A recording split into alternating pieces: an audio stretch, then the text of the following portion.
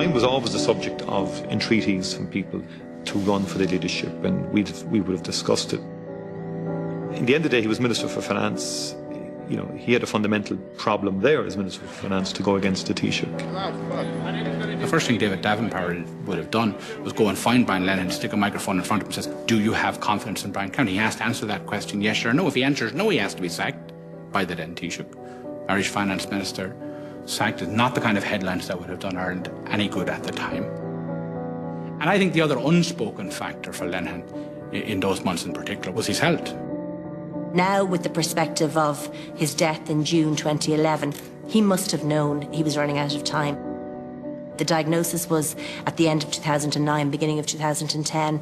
The most optimistic forecasts from doctors for that kind of cancer is about 18 months to 2 years. So he had to know that time was running out.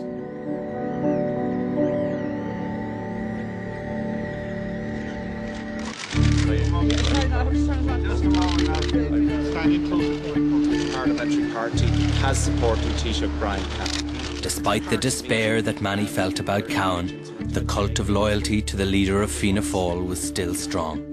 He came to the party meeting and he said, whatever is to happen here today, let it happen. But remember, I am putting down a benchmark for future leaders here. Today they'll have to operate by way of secret ballot.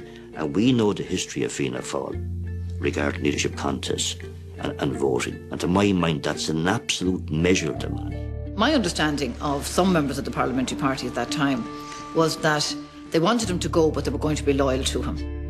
I know for a fact that there were people who knew that that wasn't the right thing, that it wasn't the right thing for Fianna Fáil at that time.